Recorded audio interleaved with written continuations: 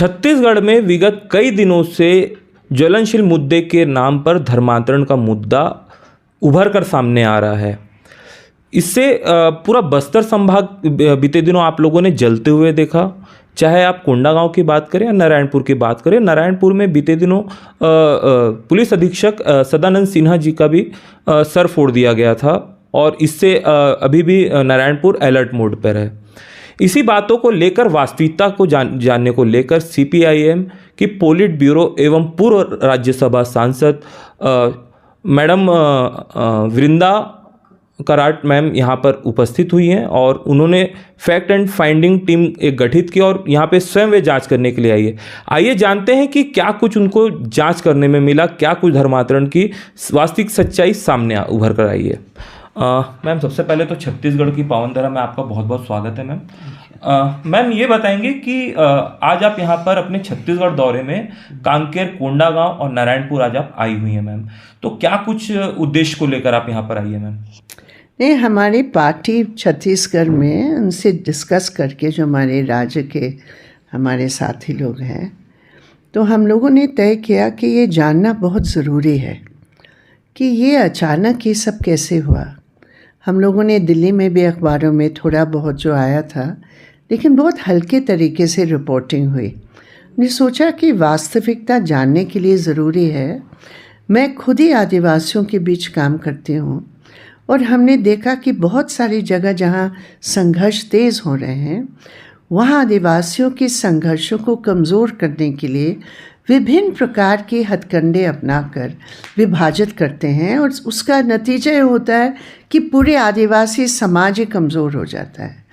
तो उसमें क्या ये रोल है या क्या है जानने के लिए तो हम लोग यहाँ आए और यहाँ आकर पता चला कि ये पूरे तौर पर एंटी क्रिश्चियन के नाम पर और ज़बरदस्ती धर्मांतरण हो रहा है उसके नाम पर क्रिश्चियन आदिवासियों को, और भी लोग हैं, सिर्फ आदिवासी नहीं, लेकिन मेन क्रिश्चियन आदिवासियों को टारगेट किया जा रहा है।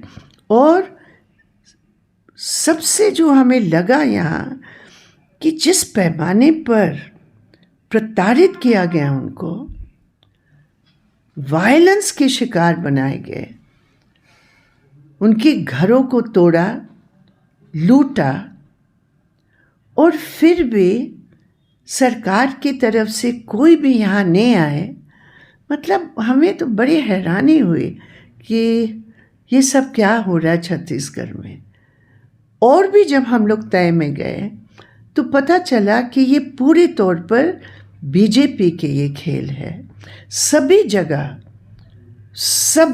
जगह मैं आपको दोबारा कह रही हूँ, लोगों ने नाम लेकर बीजेपी की लीडरों की, लोकल लीडरों का, गांव की लीडरों के नाम लेकर उन्होंने बताया कि किस तरह मीटिंग करके आदिवासियों के एक हिस्सा को भड़काकर उन्होंने ये सब कांड करवाया।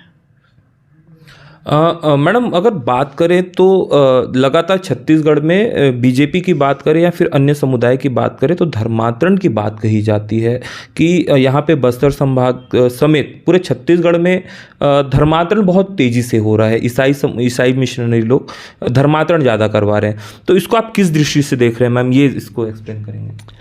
ये पूरे तौर पर एक राजनीतिक खेल है, क्योंकि जब हमने प्रशासन से बात की, हम कलेक्टर से मिले, पुलिस से मिले और भी अधिकारियों से मिले, हमने पूछा सीधा कि आपके पास ये धर्मांतरण के तहत जो ज़बरदस्ती धर्मांतरण हो रहा है उसके बारे में आपके कितने केस आए हैं। उन्होंने सबने कहा एक भी केस नहीं है, नॉट अ सिंगल केस, एक भी केस नहीं है। हमने कहा नहीं कोई शिकायत है, एक भी शिकायत नहीं है। फिर ये धर्मांतरण की बात कहाँ से आती है, क्यों आती है? हमने पूछा उनसे, उन्होंने कहा कि राजनीति ज़रूर है मैडम, आप खुद ही जानते हैं। तब हम जानने का प्रयास किए और जैसे मैंने आपको कहा, ये पूरे तौर पर बीजेपी की साजिश है।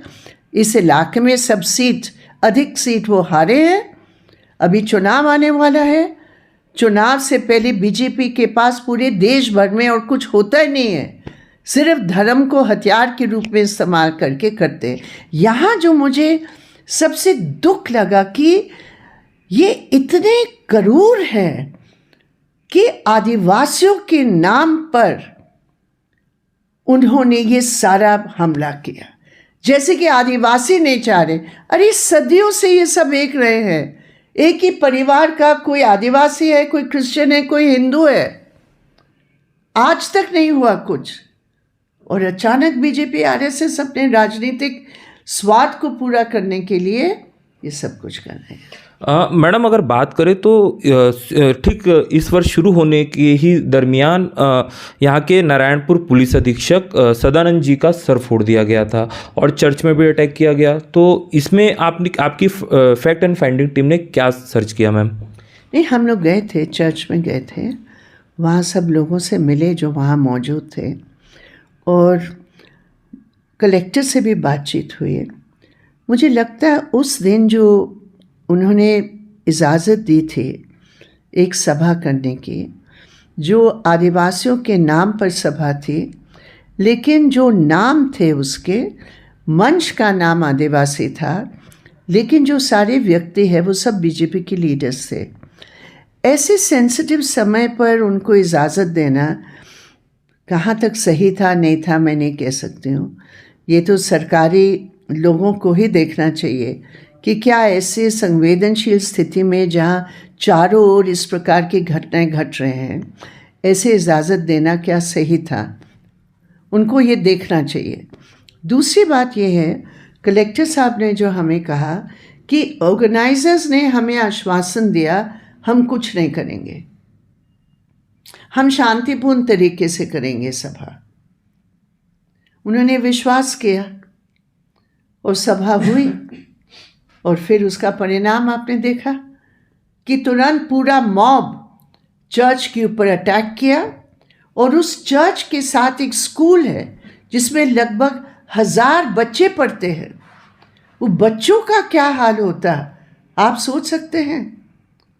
पुलिस ने वहाँ रोका लेकिन वो मॉब वहाँ रुकी नहीं, वो मॉब दूसरे इलाके में गए। शांति नगर बोलकर एक इलाका है, बहुत नज़दीक भी नहीं है, वहाँ जाकर उन्होंने चर्च के ऊपर हमला किया। उस दिन लगभग 4 चर्च, छोटे छोटे प्रार्थना घर जिसको वो कहते हैं, उस पर हमला किया। और वहाँ जो एक टीचर, 2 टीचर है, मतलब हस्बैंड और वाइफ, उनके घर को उन्होंने तोड़ा। वहाँ 5 कमरे थे, वो 5 कमरे को बिल्कुल उनके सब खिड़की दरवाजे सब कुछ तोड़ ताड़ के, मेरे पास फोटोज़ हैं उसके, और एक भी चीज़ उनका बचा नहीं। लगभग 10 लाख रुपया का नुकसान हुआ। तो ये मॉब को पूरी इजाज़त कैसे मिली? चर्च का भी सत्यानाश किया। हमने देखा इसे, वो जितने वहाँ उनकी तस्वीरें थे, स्टैचूज थे, वो सब तोड़ दिया और फिर वहाँ घरों में जाकर घुसे और मारे। तो ये एक शांतिपूर्ण इलाके को डिस्टर्ब करके आदिवासियों के नाम पर आप एक समुदाय को अपने राजनीतिक मुद्दे के आधार पर तुम इस तरह प्रताड़ित करोगे, ये बिल्कुल संविधान की धज्जियां तो उड़ाई गई है, इंसानियत की भी धज्जियां उड़ाई गई। मैडम अगर बात करें तो जब से यहाँ पे जिस प्रकार की हिंसा भड़की, तो उसके बाद ही सिर्फ ये बात बोला जाता था कि 2 गुटों के बीच में मारपीट हो रही है, जबकि ये 3 महीने से इसी प्रकार का कई बार पुलिस थाने में शिकायतें की गई, कई प्रकार से लोगों की नामजद रिपोर्ट दर्ज की गई, परंतु किसी भी प्रकार की कोई भी कार्रवाई होती हुई नहीं दिखी। इसके बाद भी जब बीते, अगर 18 तारीख की अगर बात करें, 18 दिसंबर की बात करें, तो 18 दिसंबर को भी 14 गांव में लगातार इसी प्रकार की हिंसा हुई और वहां पे लोगों को गांव से निकाल दिया गया था और उन लोग यहाँ पे नारायणपुर में एक स्टेडियम में वहाँ पे शरणार्थी बन के रह रहे थे मैम, और कई दिनों तक रहे। तो मैडम यहाँ पे आप शासन या प्रशासन की भूमिका को किस स्थिति में देखते हैं, किस दृष्टि से देखते हैं मैम? नहीं, कहीं प्रशासन ने बचाने का भी काम किया।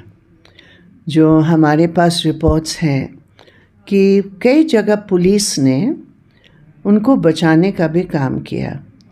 तो ये हम नहीं कह सकते कि सब जगह, जैसे बीजेपी के प्रदेशों में होता है कि पुलिस साथ ही मिलकर पीट रहे हैं और मार रहे हैं, वहाँ मैं नहीं ये कह सकती हूँ।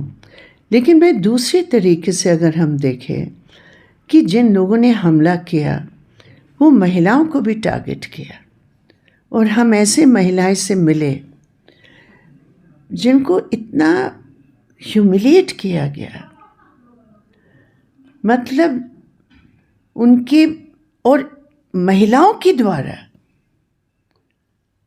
उनको वस्त्रहीन करने का प्रयास किया, और उस अवस्था में पूरे गांव में घुमाने का उन्होंने प्रयास किया। उस समय पुलिस थी नहीं, और उस समय पुलिस और प्रशासन ने सोचा कि अब ये वापस चले गए हैं तो सब कुछ ठीक हो गया। तो ये तमाम जो एक सतर्कता की ज़रूरत है, उसको मुझे लगता है उसमें अभाव ज़रूर रहा है। तो मैडम, चूँकि अगर बात करें तो आपने स्थितियाँ परिस्थितियों को आपने पूरा रियलाइज़ किया, देखा है, तो अब शासन प्रशासन को और किस प्रकार के कदम उठाने चाहिए ताकि जो एक शांति प्रिय अगर कहें या फिर सौहार्द, समाज का सौहार्द बोलें, तो किस तरीके से बना रह सकता है? देखिए, जिन लोगों ने ये सब करवाया उनके खिलाफ सख्त कार्रवाई होनी चाहिए।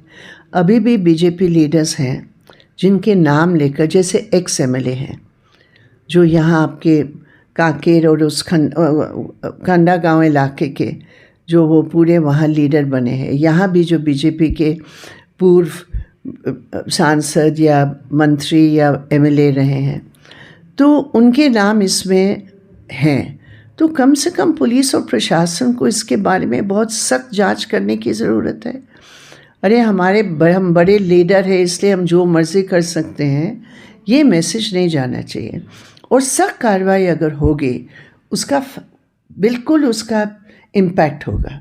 और अभी क्योंकि प्रशासन कुछ कार्रवाई की है, कुछ लोगों को गिरफ्तार किया है, उसका एक अच्छा असर हो रहा है। एक शांतिपूर्ण तरीका बनाने की जो पहले था, ये बात नहीं है कि यहाँ हरदम इस प्रकार की दो कम्युनिटी के बाद, और ये दो कम्युनिटी की बात इतनी फालतू बात है, माफ़ कीजिए मैं ऐसे शब्द इस्तेमाल कर रही हूँ, लेकिन इतनी बकवास है। अरे दो कम्युनिटी का मतलब क्या है? एक कम्युनिटी को आप टारगेट करें, उसमें दूसरी कम्युनिटी को मैं नहीं कहूँगी, मैं कहूँगी राजनीतिक स्वार्थ के आधार पर तुम एक कम्युनिटी को टारगेट कर रहे हो, धर्म के नाम पर तुम झूठे आरोप लगा रहे हो उनके ऊपर कि ज़बरदस्त धर्मांतरण हो रहा है। तुम्हारे पास एक केस नहीं है, एक केस नहीं है। तुमने 60-70 गांव में इस प्रकार की घटनाएं घटाई है, और फिर ये हालत अगर बनती है कि आप दो कम्युनिटी की बात करेंगे, तो ये न्याय नहीं है। ये अन्याय को बढ़ाने के लिए, असली अपराधी को छिपाने के लिए ये एक बात बनाई जा रही है, दो कम्युनिटी। मैडम, एक आखिरी क्वेश्चन है मेरा। मैडम, चूँकि छत्तीसगढ़ प्रदेश सरकार ने यहाँ पे राष्ट्रीय सुरक्षा कानून को घोषित कर दिया है सांप्रदायिकता फैलाने वालों के खिलाफ, मैडम इसे किस दृष्टि से देखते हैं आप? देखिए, एनएसए वगैरह इस प्रकार के कानून, हम उसके कभी भी पक्ष में नहीं हैं। अधिकतर ये कानून दुरुपयोग ही होते हैं। हमने देखा यूएपीए बनाया है, हाँ यूएपीए में बोलते हैं कम्युनलिज्म के खिलाफ, लेकिन जिन लोगों को गिरफ्तार किया गया वो सब निर्दोष लोग हैं। तो कानून सख्त होने चाहिए, कानून के तहत कार्रवाई होनी चाहिए। अब ये एनएसए का क्या उसमें फ़ायदा होगा मैं नहीं कह सकती हूँ। ज़रूर ये है कि आजकल अदालत भी इस प्रकार के अपराधों को कभी कभी हल्के तरीके से देखकर तुरंत जमानत भी दे देते हैं। तो एक मिक्स्ड पोजीशन है। सरकार अगर सख्त कदम उठाना चाहती है, सरकार के पास कानून है तथ्य है जिसके आधार पर इन सबको जेल में बंद किया जा सकता है। तो ये थी हमारे साथ CPIM की पोलिंग ब्यूरो की सदस्य व पूर्व राज्यसभा सांसद बिंद्रा कराड़ जी, जिन्होंने कई अहम खुलासे नारायणपुर और कोंडागांव में बीते दिनों हुई हिंसा को लेकर आज यहाँ पे किया। धर्मांतरण की बात भी उन्होंने स्वीकारी और कई इस प्रकार की जो फैक्ट एंड फाइंडिंग टीम उन्होंने जो गठित करके वो स्वयं उसकी नेतृत्व करते हुए यहाँ पर आई और कई लोगों से मुलाकात करके उन्होंने बातचीत किया और कई अहम खुलासे जो अभी आपके सामने किए। नारायणपुर से कैमरा पर्सन नरेश भीमगज के साथ रवि कुमार सोनकर।